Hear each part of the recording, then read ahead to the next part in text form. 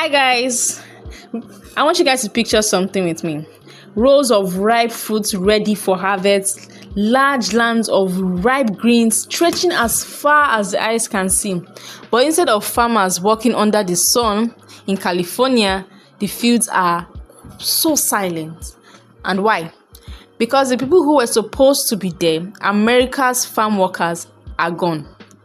Reports are flying around that 75% of farm workers in California didn't show up to work due to deportation fears under Trump's immigration crackdown. While the exact number is disputed, one fact is undeniable. Immigration enforcement is shaking the foundation of America's agricultural history. And the effects, they go far beyond the farms. The food you eat doesn't just magically appear in your fridge. Without farm workers, crops are left to rot. Farmers lose money. And when there's less supply, prices go up. That means your groceries, your fruits, vegetables, dairy, milk, all those things are about to get a lot more expensive. And who is feeling it first? The restaurants and the grocery stores. The price of fresh produce is already creeping up, and small businesses that rely on affordable ingredients are scrambling. If you think that inflation has been bad, just wait until one fruit costs $5 and a simple salad is like luxury. And it doesn't end there. When food prices go up, everything else goes up. Farmers sell produce to food manufacturers who make processed food, who sell to supermarkets and restaurants. Higher costs at the farm level means higher prices all the way down to the chain, right to your dinner table. And it's not just Americans who feel the impact. Countries that import food from the US like Nigeria will also face higher prices and shortages. Think about this. The US is one of the world's biggest agricultural exporters.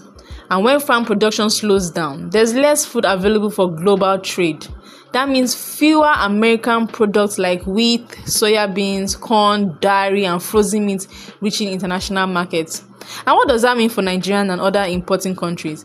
If the cost of American agricultural exports rises, it affects local markets in Nigeria. Products like imported wheat used in bread and noodles and dairy products will cost more. Nigeria's agricultural sector might struggle to fill the gap left by fewer imports, leading to scarcity. Nigerian businesses that also rely on imported American raw materials like food processing companies could struggle with higher costs. For example, if America exports less wheat, Nigeria will have to either buy from other countries at a higher price or rely more on local production, which may not meet the demand or the style of most people. And this could affect the cost of bread and other staple foods for everyday people like you and I. So the same applies to fast food chains in Nigeria and other countries that rely on American agricultural products. If importing beef, chicken, or dairy becomes expensive, those costs will trickle down to the customers. Farm owners aren't the only ones that are panicking. They are the truck drivers, food distributors, and restaurant owners all rely on a steady supply of fresh produce. No farm workers mean fewer crops harvested, fewer goods transported, and ultimately less revenue for business that depend on the food industry. And here is where it even gets messier. With fewer workers available, farms have to pay higher wages to attract new labor. Some businesses will try to pass that cost on to customers. Others will have to shut down. And even industries outside of food could feel the pressure. The hospitality sector, hotels, and even tourism-related businesses that rely on affordable food supplies could struggle. And let's not forget the human side of this crisis. Many of these farm workers are undocumented immigrants who have spent years, sometimes decades, doing back-breaking labor to feed America. They're not just vanishing into thin air. They are hiding or running or being detained. Some have families in the US. Children, mortgages, communities. Deportation doesn't just remove a worker, it destroys families. And even those who are here legally are feeling the pressure. The fear of ICE raid is causing many workers to stay home even if they are not directly targeted. You think this only affects farms? Think again. Agriculture contributes nearly $1.1 trillion to the US economy. Without workers, that number shrinks. And when the agricultural industry struggles, so do other sectors.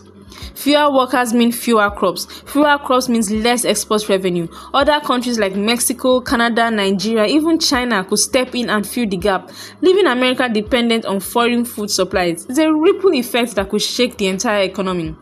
Some people think automation is the answer. Just use machines, they say. But here's the reality, guys.